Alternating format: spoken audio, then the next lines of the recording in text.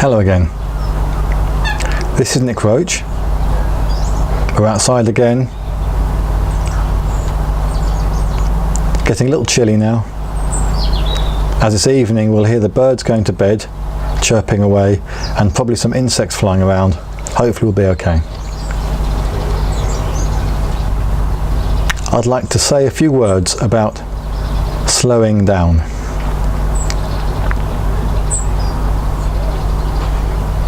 First of all, it's quite a useful trick.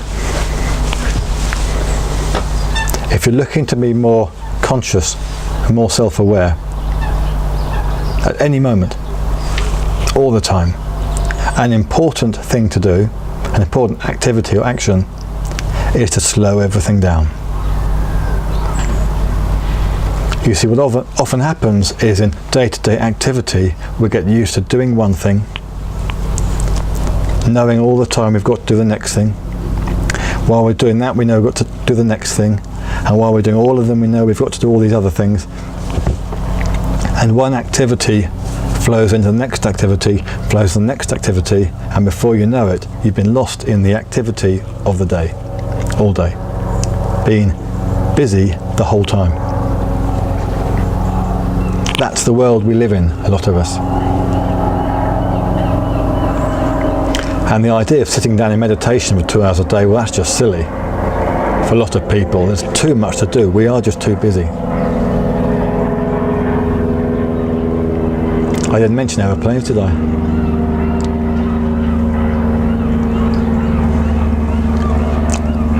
And now when I started off doing this, extremely unhappy, extremely emotional, feeling very lost, and I'd learned how to connect with the body, and I was learning to hold on to the energy, the awareness of the body.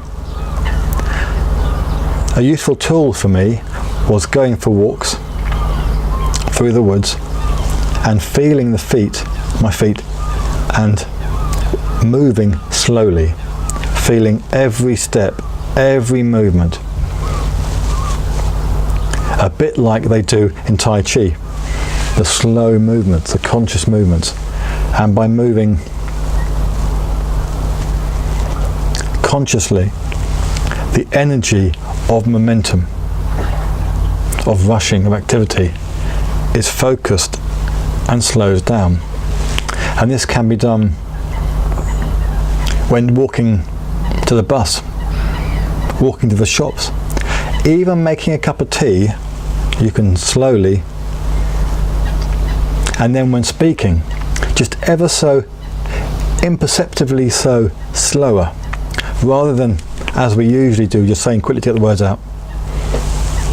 Everything is just a little bit more, almost moved to say calculated, but it's more definite, precise, not right or wrong, just conscious and aware. Now I remember in an early talk I went to of Barry Long's many years ago, he described that when he gets a bit forward, his then partner Jade would point it out to him. Now this was interesting to me because he was up on stage teaching about enlightenment, God realization, being at one with the universe, stopping the mind thinking and being aware all the time, and there he was saying that sometimes he got a bit forward. It was interesting but wasn't important to me because I was in a bit of an emotional mess at the time, but nevertheless it stuck with me. And now here I am, in effect doing and saying the same things he was, and suddenly it's become important again, because I'm finding that is the one thing I have to watch. Still having a normal busy life, doing things at set times, jobs and tasks to do, it's very easy to get into the momentum of doing, of being busy. Now, what's also amazing when people talk about being in the moment, they talk about not being lost in imagination, not wanting anything beyond the moment now. But it's perfectly possible for one to be totally self-aware and in the moment, yet still have this forward movement of energy moving forward. And one just has this ever so slightly psychic pushing to get this job over and get on with the next. An unconscious rushing, and it is slightly unconscious. That's the nature of it. It's an energy that's pushing, busy, busy, busy. And one can be totally enlightened in the moment and still have this energy, this pushing energy. Of course, any moment they can see it, it can be let go of. And they're back.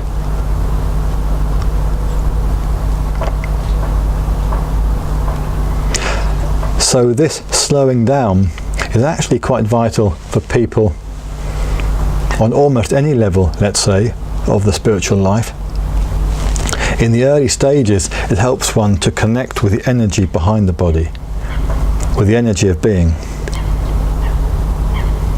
to make the whole body conscious and self-aware, because you're never going to do that if you're rushing in imagination thinking.